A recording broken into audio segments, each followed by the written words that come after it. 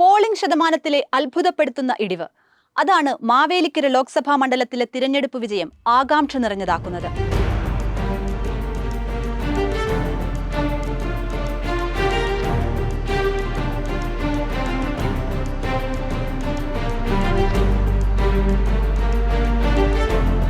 രണ്ടായിരത്തി 19 74.23% പോളിംഗ് ഉണ്ടായിരുന്ന മണ്ഡലത്തിൽ ഇത്തവണ രേഖപ്പെടുത്തിയത് 65.91% വോട്ട്.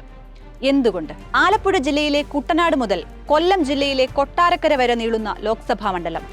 ഇതിൽ കുട്ടനാട്, മാവേലിക്കര മണ്ഡലങ്ങളിലാണ് ഗണ്യമായി പോളിംഗ് കുറഞ്ഞത്. 15 വർഷം തുടർച്ചയായി MP ആയിരിക്കുന്ന കൊടിക്കുന്നിൽ സുരേഷിനോടുള്ള വിരുദ്ധ വികാരം ഗുണം ചെയ്യുമെന്ന് പ്രതീക്ഷിച്ച LDFന് തിരിച്ചടിയാണ് കുട്ടനാട്ടിലെ സ്ഥിതി. കുട്ടനാട്ടിൽ 9.99% പോളിംഗ് ഇടിവാണ് ഉണ്ടായത്. CPM വിട്ടുവന്നവരെ CPIയിൽ ചേർത്തതിനെ തുടർന്ന് LDFിലുണ്ടായ തർക്കവും CPMിലെ വിഭാഗീയതയും കുട്ടനാട്ടിൽ പ്രശ്നമായോ എന്ന് ഇടത് ക്യാമ്പിൽ ആശങ്കയുണ്ട്.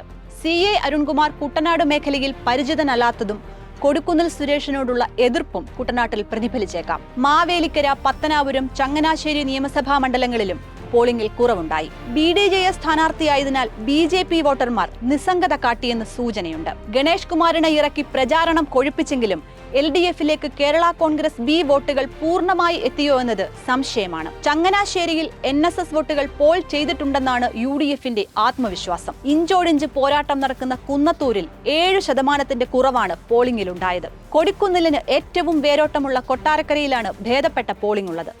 എന്നാൽ മറ്റു മണ്ഡലങ്ങളിലെ ചില കേന്ദ്രങ്ങളിൽ കൊടിക്കുന്നിലിനോടുള്ള വിമുഖത മൂലം UDF വോട്ടുകൾ നിസ്സംഗമായി. കുട്ടനാട്ടിലെ നെൽകൃഷി പ്രതിസന്ധിയും പത്തനാപുരത്തെ റബ്ബർ കർഷകരുടെ ബുദ്ധിമുട്ടും കുന്നത്തൂരിലെ കശുവണ്ടി തൊഴിലാളികളുടെ പ്രശ്നങ്ങളും വോട്ടർമാരുടെ മനസ്സ് മടുപ്പിച്ചിട്ടുണ്ട്.